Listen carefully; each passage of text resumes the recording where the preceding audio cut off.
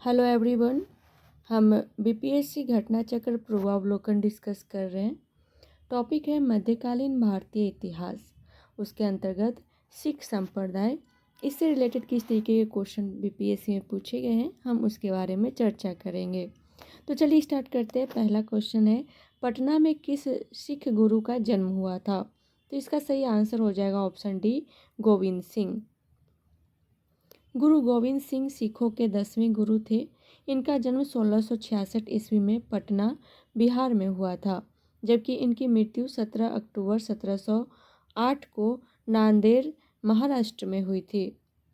Next question है, सिख तीर्थ स्थल तख्त श्री हरि मंदिर जी पटना साहिब, जिसे दूसरा सबसे पवित्र तख्त माना जाता है, स्थित है। ऑप्शन ए है भागलपुर, ऑप्शन बी है गया, ऑप्शन सी है पटना, ऑप्शन डी है उपयुक्त में से एक से अधिक। तो इसका सही आंसर हो जाएगा ऑप्शन सी, पटना। सिख तीर्थ स्थल श्री हरि मंदिर हरमंदिर साहिब पटना में स्थित है। नेक्स्ट है मराठा राज्य और संघ से रिलेटेड क्वेश्चन। पहला क्वेश्चन है, शिवाजी की राजधानी कहाँ थी? तो इसका सही आंसर हो जाएगा ऑप्शन ए, रायगढ़। 1674 ईस्वी में शिवाजी ने अपना राज्याभिषेक कराया तथा छत्रपति की उपाधि धारण की और रायगढ़ को अपनी राजधानी बनाया।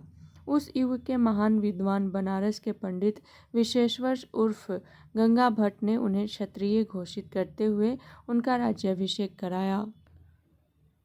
नेक्स्ट क्वेश्चन है, अष्टप्रधान मंत्री परिषद किसके राज्य प्रबंध में सहायता करती थी? तो इसका सही आंसर है ऑप्शन डी, शिवाजी। शिवाजी ने मराठा राज्य के प्रशासन के लिए केंद्रीय स्तर पर अष्टप्रधान की व्यवस्था की थी, जिसके अंतर्गत 8 मंत्रियों को नियुक्त किया गया था। इसमें पेशवा, अमात्य, मंत्री, सचिव, सुमंत, सेनापति, पंडित राव एवं न्यायाधीश शामिल थे। ये शिवाजी के राज्य प्रशासन में आधुनिक काल के सचिवों की भांति कार्य करते थे। इनका कार्य राजा को परामर्श देना मात्र था। इसे किसी भी अर्थ में मंत्रिमंडल नहीं कहा जा सकता। प्रत्येक मंत्री राजा के प्रति उत्तरदायी थे। इनका विवरण निम्नलिखित है। फर्स्ट है पेशवा, राजा का प्रधानमंत्री। सेकेंड है अमात्य अथवा मजमून आधार, वित्त एवं राजस्व मंत्री। वाकिया नवीश या मंत्री, राजा के दैनिक कार्यों तथा दरबार की प्रतिदिन की कार्यवाहियों का विवरण रखता था। नेक्स्ट है सचिव अथवा सुरुन्नवीश, राजकीय पत्र व्यवहार का कार्य देखना। नेक्स्ट है सुमंत या दबीर, विदेश मंत्री।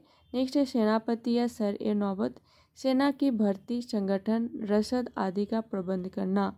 नेक्स्ट है पंडित राव, विद्वानों और धार्मिक कार्यों के लिए अनुदानों का दायित्व निभाना।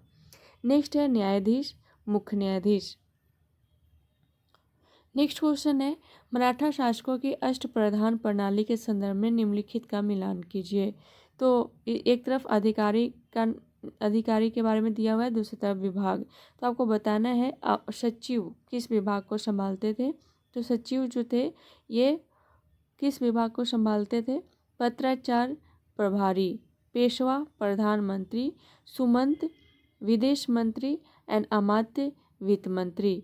तो इस तरीके से कौन सा आंसर सही हो जाएगा? ऑप्शन ए इसका सही आंसर हो जाएगा। ए का 2, बी का 1, सी का 4 एंड डी का 3। नेक्स्ट क्वेश्चन है, अष्टप्रधान का गठन किसने किया था? तो इसका सही आंसर हो जाएगा option D, Shivaji. Next question है, अष्टप्रधान मंत्री परिषद थी। तो इसका सही आंसर हो जाएगा ऑप्शन डी, मराठा प्रशासन में।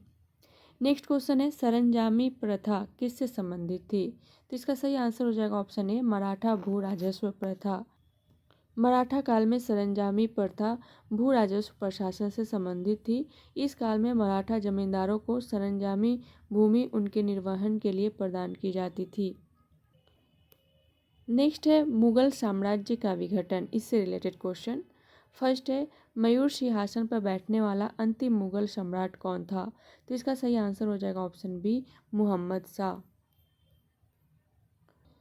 शाहजहां द्वारा बनवाए गए प्रसिद्ध मयूर सिंहासन पर बैठने वाला अंतिम मुगल शासक मुहम्मद शाह था। क्योंकि इसके काल में नादिर शाह ने 1739 ईस्वी में भारत पर आक्रमण किया और करनाल युद्ध में मुगल सेना को पराजित किया था। समकालीन लेखक आनंद राम मुखलिस के अनुसार नादिर शाह अपने साथ 60,000 रुपये, कई हजार अशरफियाँ एवं 1 करोड़ रुपये का सोना, 50 करोड़ के जवाहरत, कोहिनूर तथा तख्त ए ताउस मयूर सिंहासन भी ईरान ले गया। नेक्स्ट क्वेश्चन है, निम्नलिखित में से किस मुगल बादशाह को वजीर गाजी उद्दीन ने दिल्ली में दाखिल नहीं होने दिया था? तो इसका सही आंसर हो जाएगा ऑप्शन बी, शाह आलम द्वितीय। शाह आलम द्वितीय का कार्यकाल 1759 से 1860 ईस्वी तक था। उसका वास्तविक नाम अली गौहर था।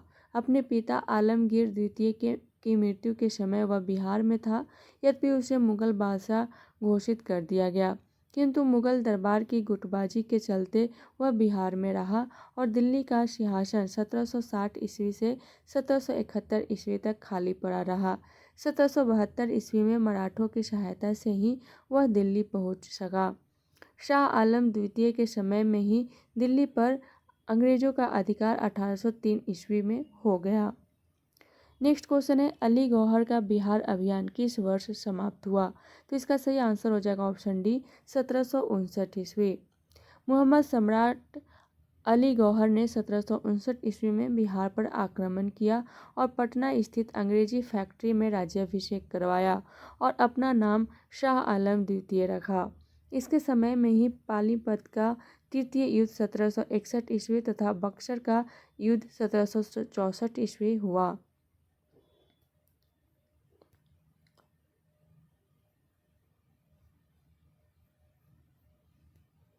इसके समय में ही पानीपत का तृतीय युद्ध 1761 ईस्वी तथा बक्सर का युद्ध 1764 ईस्वी हुआ।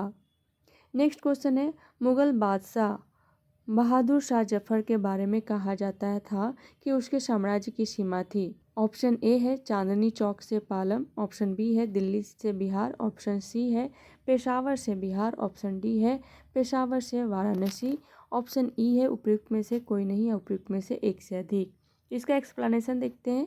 बहादुर शाह जफर के बारे में नहीं, बल्कि मुगल शासक शाह आलम द्वितीय के बारे में फारसी भाषा में यह कहावत प्रसिद्ध थी कि सल्तनत ए शाह आलम आज दिल्ली तक पालम, अर्थात शाह आलम के काल में मुगल साम्राज्य सिकुड़ते सिमटते दिल्ली के लाल किले से पालम गांव तक रह गया था।